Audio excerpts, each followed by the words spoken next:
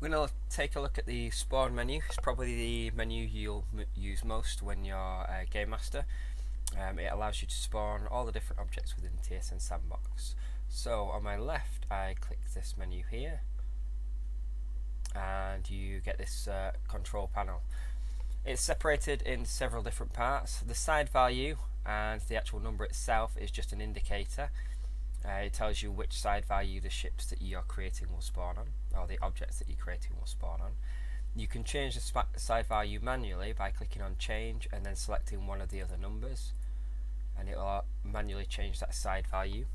The side values are also set depending on which factions that you select. So for example, the TSN faction or the USFP faction, which is your neutral faction, if I click on that, the side value automatically sets itself to side value 2, and then you can go back and you can manually change that to a different side value if you wanted to change it over.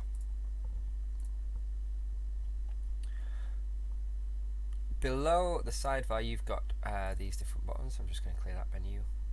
You've got all these different buttons. These correspond to the different factions that are available through the TSN mod. So you've got your TSN ships, which are the military ships, USFP, which are like system defense ships or non-combat ships, Zimni, which obviously are the Zimni faction, Hjordan are a TSN mod faction that we've added, the Hegemony, so they've got your, in that menu you've got the Torgos, the Scarans, the Krelians, the Avonians. There's the USF, which is a faction that we created in the mod, the Natani, which is an alien faction created in the mod, the Pirate factions, which include one that we added to the mod. We actually added it before Pirates were added to the Artemis game itself, and then the Pirate faction that was added to the Artemis game. So you've got the kind of vanilla Artemis Pirates and our mod Pirates, which are slightly different. Caltrons, which are like a biomechanical alien race, and then the Biomex. And then finally the button at the bottom corresponds to static objects. These are things like life pods and black boxes and things. So I'll quickly go through each menu and how they function. So we'll start off with the TSN menu. This is a side value 2 menu, so it changes it to the player side value, and it gives you 3 drop down menus within it. So there's the TSN fleets. There's 3 different supply fleets which spawn auxiliary ships that can resupply one of the player ships when they get close and lower their shields. I'll have a guide on that. I'll put it into a player guide on how to interact with supply ships. There's groups of ships, so here you can see there's a light group, a medium group and a heavy group, and these groups of ships, if I spawn one, are formed up of different actual TSN vessels. So you can see we've got a couple of scouts, battleships and Artemis class, things like that.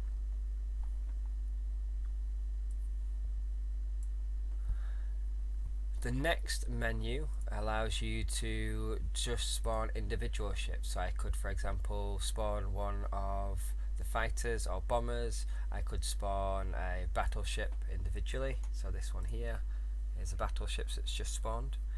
They're given some of these specials as well, like high energy turn, warp, drones and anti-torp, to kind of fit them in with how a player ship would operate. The final one is TSN assets. These are things like your shipyards, so the military structures, sensor relays, weapons platforms. If I spawn one of those weapons platforms as well, oops, spawn it inside the correct area. Here we go.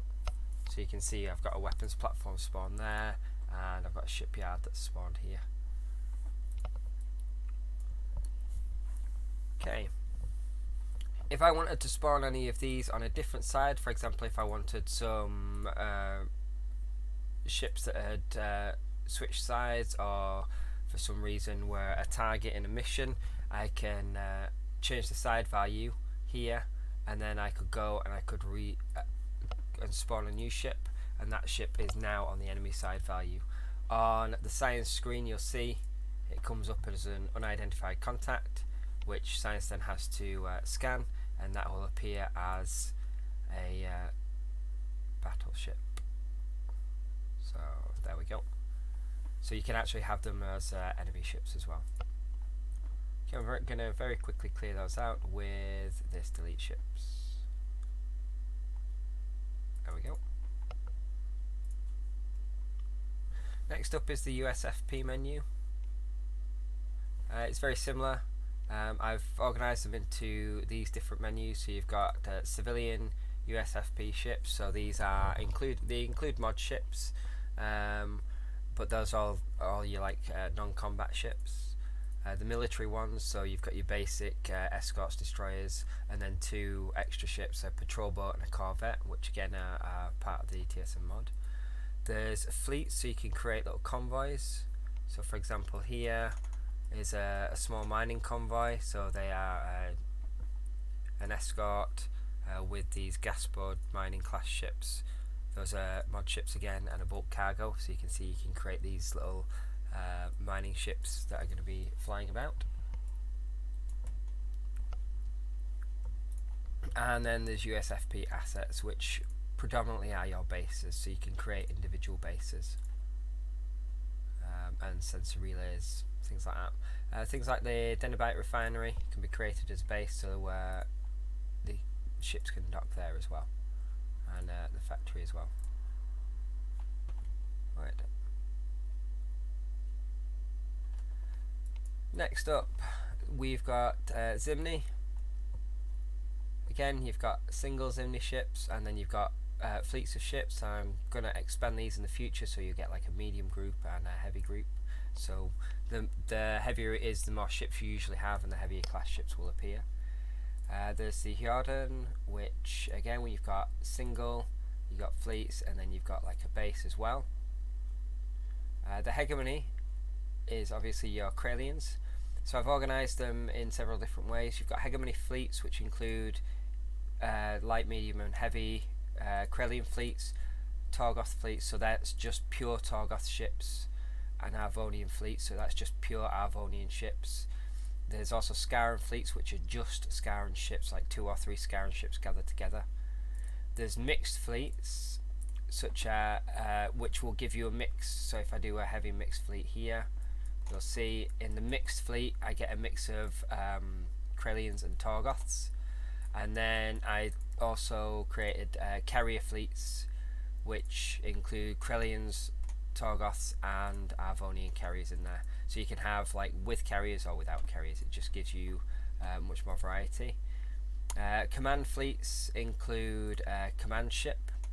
So there's a Torgoth command fleet and a very heavy command ship. Where is it? There it is. It's got huge amounts of shields, and it kind of signifies a command ship of this fleet itself. And then there's also convoys, so you could have your players attacking convoys, like let's see, you can get a medium kind of Kralian convoy, and it includes a Kralian transport ships in there and some escorts with it. Okay, I'm going to go back. I'm just going to clear these out very quickly so they don't start attacking all the bases. There we go. So looking back at the Hegemony menu, the last one is the assets. There's different bases in there. There's a defense platform that we added, which has got weapon systems on it, and then there's these 2 here, a sensor buoy active and a sensor buoy inactive. If you spawn it inactive, it will create a Hegemony sensor buoy, which can be targeted. So on the sign screen you'll see that is there. If you spawn an active one, so I'm going to spawn an active one over here, it actually creates this sensor buoy and it reduces the sensor range. So there we go. So it'll automatically reduce the sensor range, and it gives you this reset sensor range button here.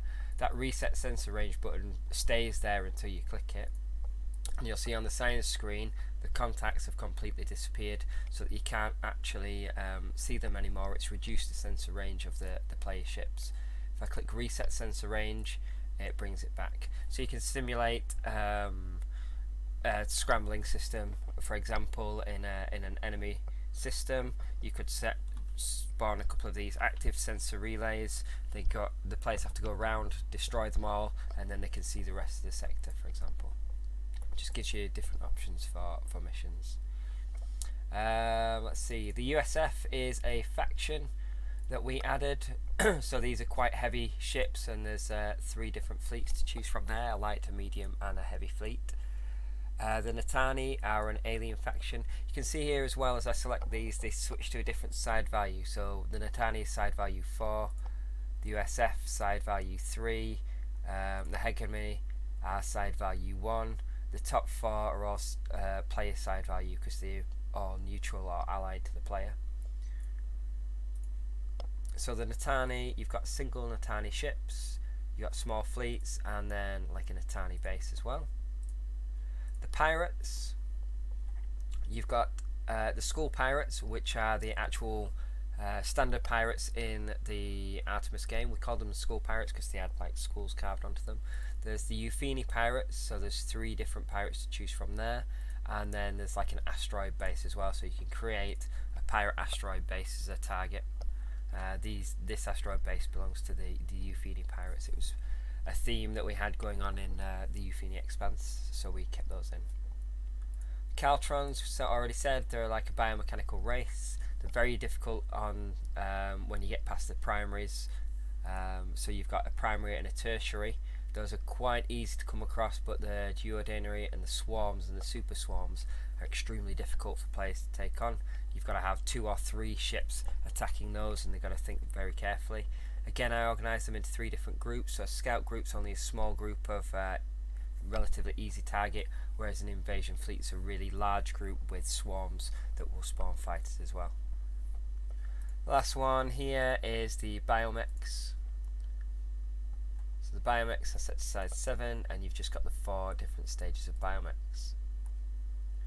Right, the final item is your static objects. So I'm going to have a look at that. The static objects are generic meshes that are created. So in this menu here, there may be more menu items as I add more things in, but at the moment there's just the 1. In this menu here, you can have life pods that spawn. So they're markers, they're an actual generic mesh on screen that players can go and investigate and interact with. They can send out shuttles to pick up these life pods. So if there's a wreck, you can have a couple of life pods nearby that the players can go and recover. There's also a black box. So if I zoom in here, you'll see this black box has spawned. Again, that's something that players can fly out with a shuttle and recover. They have to hang near it, and they get a couple of messages that say downloading data, then data transfer complete, and the black box disappears. This is similar with these life pods. When they come near to them and fly through them, the life pod disappears to show that they've picked it up, and they get status messages through their comms. I've got another guide on shuttle operations and how that all works, so you can check that out to see how they go about picking up these life pods and these black boxes and what happens with them. That's it for the spawn menu. There's lots in there to look at. Your best bet is to have a look through, experiment with it, see what compositions of fleets come up. The hegemony fleets and things like that, when you spawn them, they're not always identical because it's done off the ship size and things like that, so there is some randomness to it. You won't get identical fleets every single time. The same with like the USF fleets and things, so it keeps mixing it up. Some of these ships are particularly challenging to take on. They take 2 or 3 TSN ships and TSN crews that are quite experienced to take on. So just be mindful of that when you're spawning things. It's always best to start off with a couple of things, see how your players go, and then add more on top.